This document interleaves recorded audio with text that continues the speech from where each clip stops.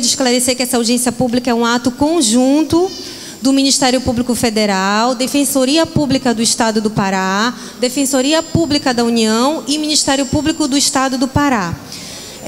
O objetivo da nossa audiência pública é discutir com a população atingida de Barcarena pelo naufrágio que aconteceu no último dia 6 de outubro de 2015, discutir a possibilidade de realizar um acordo com as empresas, parte das empresas envolvidas no acidente, né, um acordo visando tão somente a indenização pelos danos coletivos. Danos coletivos são aqueles danos de cunho social. A gente não fala dos danos individuais, nem dos danos ambientais. Como o doutor Bruno falou, nós já ajuizamos uma ação civil pública, tentamos antes uma negociação com essas empresas, as empresas envolvidas, não conseguimos, tivemos que ajuizar uma ação, ajuizamos essa ação na Justiça Federal, ela está tramitando. E as empresas, né, procuraram o Ministério Público dizendo que tinham uma quantia em dinheiro para indenizar os danos coletivos. Nós recebemos proposta do armador no valor de 2,5 milhões, recebemos proposta da CDP no valor de 2,5 milhões e recebemos proposta da empresa Minerva. Não são todas os réus da ação, mas isso nós já temos uma quantia considerável de 7,5 milhões. Esse valor ele será revertido para indenizar os danos coletivos, né? E, inclusive, a gente quer ouvir os senhores a respeito de como seria essa indenização, de que forma isso se daria. O objetivo da audiência hoje é esse. A doutora Aline vai explicar mais algumas coisas relativas a isso. Sim, é o seguinte. Quais são as consequências, né, caso os senhores resolvam aceitar esse acordo? Bem, é o recebimento de um valor sem ter que aguardar a ação judicial, né, que geralmente é demorada e no final ainda provavelmente vai ser objeto de recurso por parte das empresas interessadas. O importante também dizer que a vantagem, no caso, seria da aceitação desse acordo, seria que os senhores mesmos estariam decidindo, né, sem que deixar na mão de terceiro, que é o juiz, decidir acerca do que seria mais conveniente para os senhores. Agora, é muito importante salientar, eu preciso que os senhores saibam de antemão que a aceitação desse acordo não vai implicar, não vai impedir, na verdade, que ações individuais sejam propostas. Então, se eventualmente a pessoa tiver mais danos do que aquele montante, enfim, que ela recebeu, ela pode ir na Defensoria Pública, enfim, ou através de advogado constituído, mover a ação individual. Então, esse acordo não vai impedir as ações individuais, tá? Isso é muito importante. E também não vai abranger esse valor que está sendo proposto, oferecido pelas empresas, não vai abranger o dano ambiental. Tá? Isso está sendo objeto da ação, conforme o doutor Bruno falou e a doutora Viviane, da ação que já foi proposta, tá? E isso então vai ser devidamente apurado, avaliado e decidido judicialmente, tá? Então, nesse valor de 7,5 milhões, né, doutora Viviane? Tá? Não está, só está o dano social, não está o dano ambiental, tá? E também, conforme eu falei, que fique bem claro, não prejudicará as ações individuais. A senhora vai falar sobre as orientações da fala, né? Isso. Como eu falei antes, nós estamos fazendo inscrição das pessoas que estão participando. As estagiárias do Ministério Público com crachá estão pegando os nomes e endereço das pessoas que estão participando da audiência pública. Isso é uma coisa, a inscrição das pessoas que estão participando. As pessoas que querem falar, que nós estamos aqui com esse objetivo de ouvi-los, né? Tem que se inscrever aqui nessa mesa com a doutora Edilma, que é servidora do Ministério Público. E a gente vai obedecer à ordem de inscrição. O edital da audiência pública, ela informa que cada pessoa terá 3 minutos para se manifestar.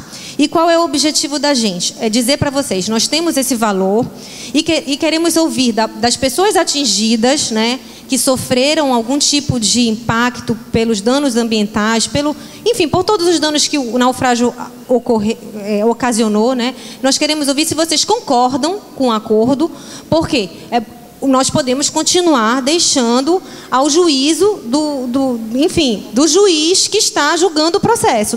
Esse foi um dos pedidos, a indenização pelos danos coletivos também. Vocês podem não querer fazer o acordo e deixar para o juiz decidir, mas como a doutora Aline bem colocou, esse acordo,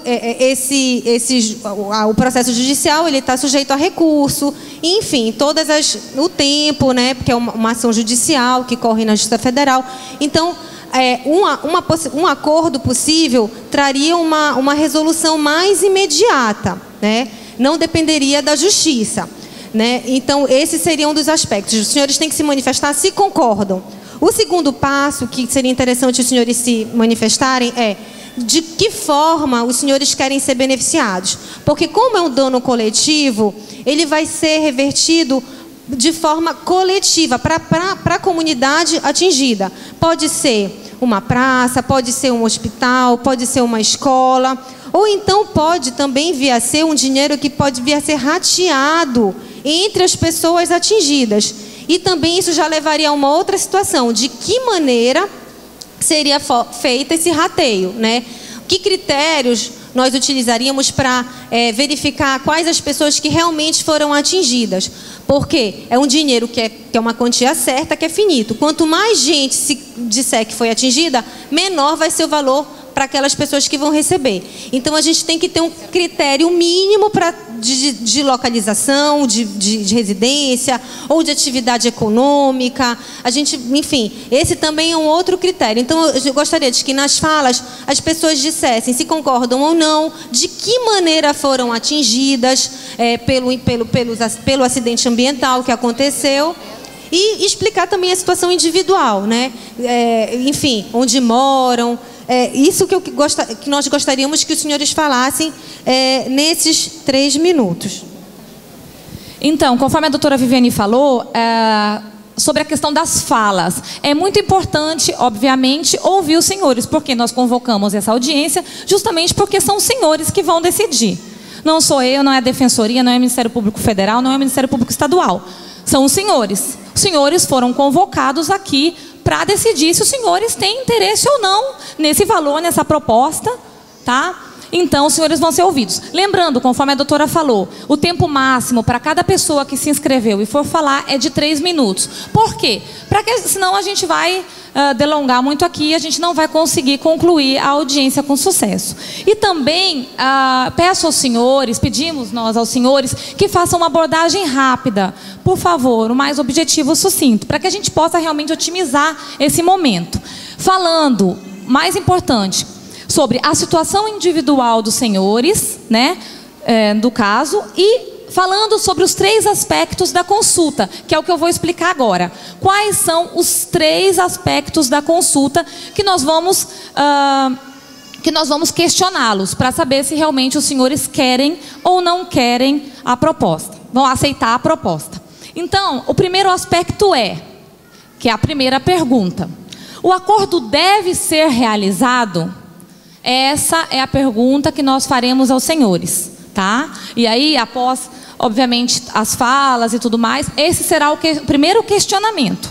Se os senhores vão ou não querer aceitar a proposta, ok? Tá bem entendido?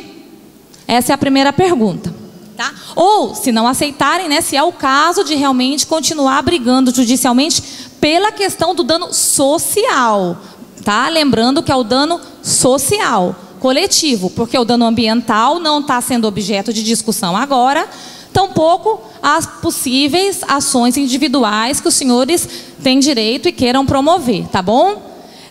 O segundo aspecto do questionamento fazendo o acordo. Bem, então vamos imaginar que os senhores aceitem o acordo, tá?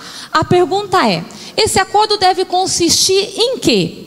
Em melhoria coletiva, que é o que a doutora Viviane falou, o dinheiro então será revertido para hospitais, praças, obras de saneamento, enfim. Os senhores também é que vão resolver. Então, ou é melhoria coletiva, ou é repartição do dinheiro entre a população afetada. Então, os senhores é que vão resolver. Caso os senhores optem por fazer o acordo, os senhores também vão responder essa pergunta. Se os senhores querem melhoria coletiva ou rateamento do dinheiro. Tá bom? Bem entendido? Este é o segundo questionamento, caso os senhores aceitem o acordo. E um terceiro questionamento é... Por favor, pessoal. O terceiro questionamento é: qual seria a forma de cumprimento disso? Bem, se os senhores optarem por melhora coletiva, qual a natureza?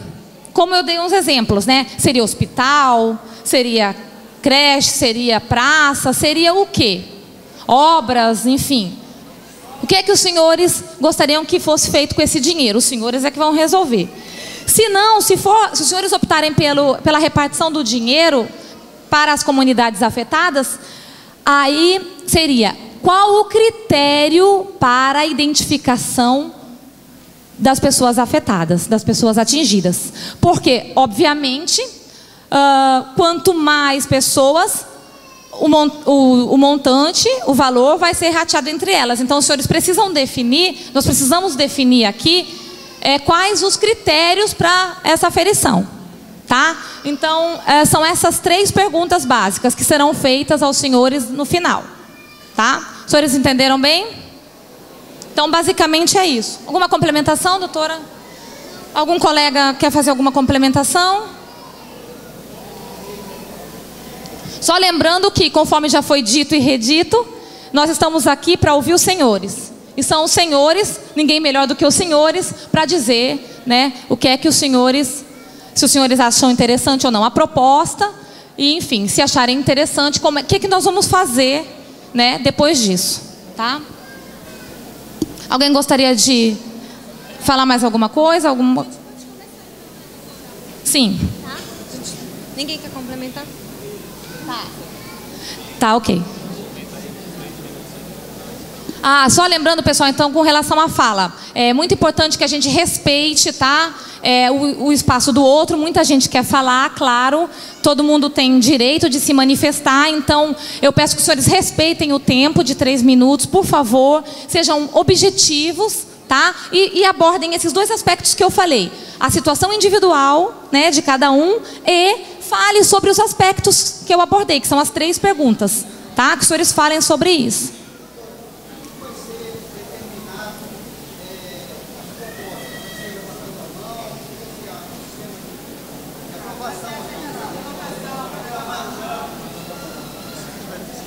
Tá, se houver necessidade, então a pessoa faz um gesto com a mão e aí a gente passa a palavra.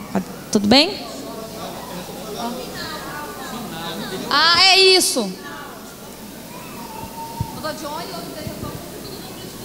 Então, ao final, a gente vai pegar as propostas, através das falas de vocês, e aí a gente faz as perguntas, e aí a gente faz por visualização do levantamento da mão. Isso é o início, só para completar o que as doutoras falaram, isso é o início do processo de acordo. Não quer dizer que hoje as pessoas vão sair daqui com as compensações. Isso aqui é o início para que a gente tenha a base para o quê? Para colocar mais cartas nas mesas com as empresas, para estar pensando junto com vocês. A gente está ouvindo vocês, o que é que vocês querem. Bom, então a gente vai iniciar a escuta das pessoas que se inscreveram para falar na audiência pública. Eu vou chamar de 3 em 3, e aí a gente vai organizar, as pessoas se dirijam, por favor, até aqui e comecem falando, respeitando o tempo limite, para a gente poder ouvir todo mundo que se inscreveu. As 3 primeiras pessoas são José Maria Pacheco, pescador de Vila do Conde, Domingos Teles Assunção, pescador da Ilha do Capim, e Domingos Rodrigues Cardoso, pescador da Vila do Conde. Aí a pessoa, ao iniciar a fala, se identifique, fale onde reside, enfim, se manifeste sobre o que a gente está pedindo. Só explicar, na medida que um for falando, os outros dois já vêm para cá.